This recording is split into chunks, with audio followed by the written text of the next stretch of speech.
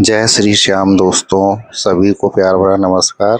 जैसा कि आपने पहचान लिया होगा कि हम लोग आज इंगेजमेंट पार्टी बनाने जा रहे हैं और हम गाड़ी का इंतज़ार कर रहे हैं। गाड़ी में ही राखी और ये भाभी अभी सब लोग तैयार होके आ रहे थे, तो गाड़ी का इंतज़ार करते रहे। तो हर गाड़ी अपनी ही लग रही थी, वो गाड़ी आ गई। फिर हमने देखा कि उसमें सभी लोग बैठे हुए हैं, जगह ही नहीं है। तो मैंने कहा जगह तो बनानी चाहिए, क्योंकि 3 लोग हैं और एक बच्चा भी है।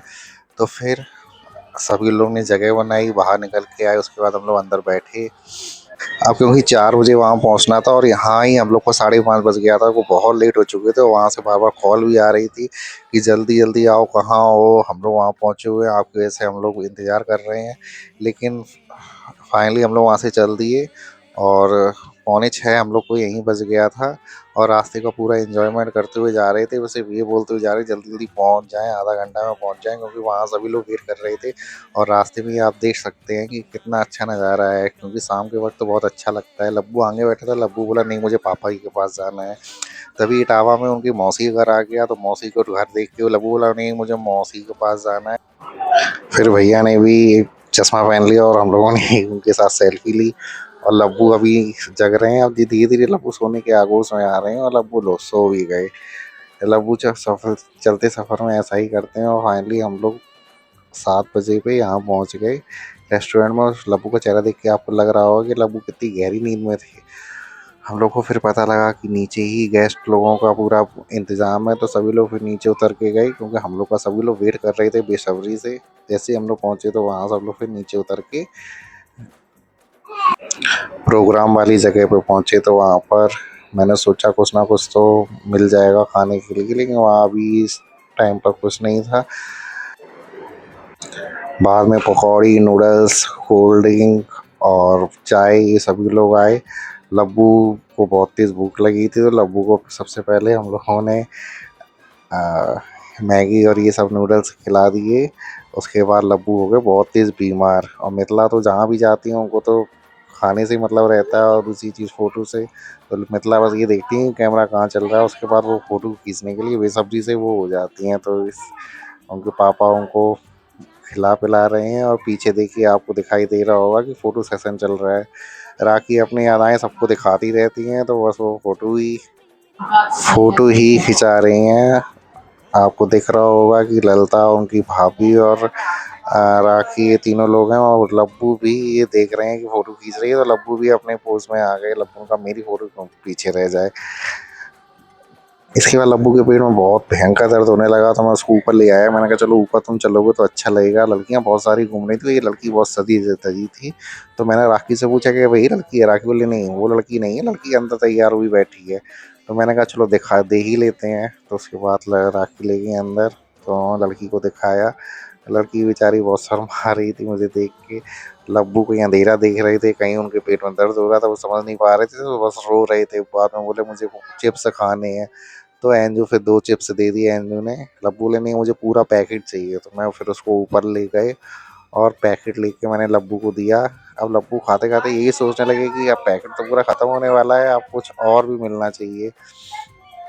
फिर फाइनली जिसका हम लोग को बेसब्री से इंतज़ार था, वो घड़ी आ ही गई और लड़की आ गई। हम लोग बस यही सोच रहे थे कि जल्दी वो आएँ, फिर हमारा प्रोग्राम स्टार्ट हो। उसके बाद गोद भराई का कार्यक्रम हुआ। तो जो नंदेऊ साहब हैं, हमारे भाई साहब, उन्होंने ही गोद भराई का पूरा प्रोग्राम किया, क्योंकि सबसे बड़े वही हैं। तो उनके यहाँ से सभी लोगों ने बोला उनके यहाँ से कराया जाए। उसके बाद गोद भराई का प्रोग्राम स्टार्ट हुआ। गोद भराई में हमारे यहाँ फाइनली गोद भराई का ही प्रोग्राम अब पूरा होने वाला था। अब बस ये था कि जल्दी इंगेजमेंट हो, खाना खाएं और सब लोग घर पे जाएं, क्योंकि ये गोद भराई में ही 8:30 पौने 9 बज चुके थे और इतना थकान हो रही थी सभी को। तो गोद भराई का प्रोग्राम भी आप लोग को दिखाई दे रहा होगा कि शुरू हो चुका है। और जो नंदेऊ साहब हैं, वो उनके गोद भराई का प्रोग्राम कर रहे हैं। तो हमारे यहाँ गोद भराई में यही होता है कि लड़की के गोद में सबसे पहले नंदेऊ मखाने डालता है और उसको आशीर्वाद देता है। तो उसी प्रकार से ये भी गोद भराई का प्रोग्राम स्टार्ट हुआ। दोनों लोगों ने अपना आशीर्वाद दिया नव दंपत्ति को।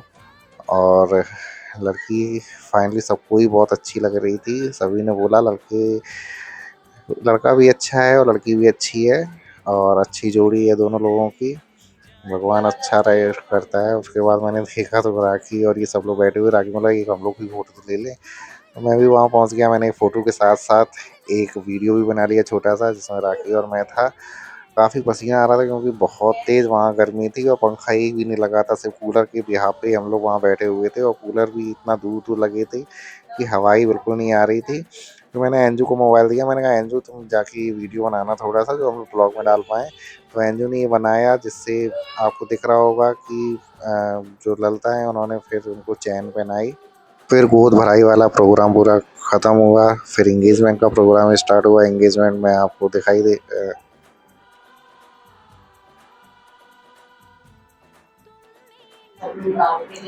तो जो भी प्रोग्राम होता है वो इसी तरीके से होता है हिंदू रीति रिवाज के अकॉर्डिंग।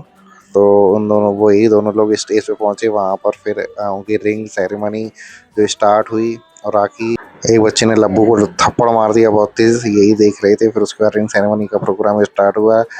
और रिंग सेरेमनी में होता ही ये है कि बहुत अच्छा ये मूवमेंट होता है दूल्हा और दुल्हन के लिए। तो सबसे पहले दूल्हे ने उनको रिंग पहनाई, उसके बाद दुल्हन ने भी पहनाई उसको रिंग। और सभी लोगों ने तालियों से उसका स्वागत किया कि चलिए फाइनली रिंग सेरेमनी तो हो गई। तो प्यार भरा ये पल सभी लोग अपने मोबाइल में ले रहे थे। और लब्बू को इतनी गर्मी लग रही थी, उसके बाद खाना पीना भी नहीं हो पा रहा था हम लोगों का। तो बहुत तेज भूख भी लग रही थी और टाइम भी बहुत ज़्यादा हो रहा था। सभी लोगों ने नव दंपत्ति को अपना अपना आशीर्वाद दिया। उसके बाद फाइनली हम लोगों का भी टाइम आ गया कि हम लोग भी आशीर्वाद देने के लिए गए वहाँ पर। और लब्बू को आप लोग देख रहे हो, इतना परेशान कर रहा था, इतना परेशान हो भी रहा था। भैया और दीदी भी फिर उनको आशीर्वाद देने के लिए गए, दोनों ने उनको आशीर्वाद दिया।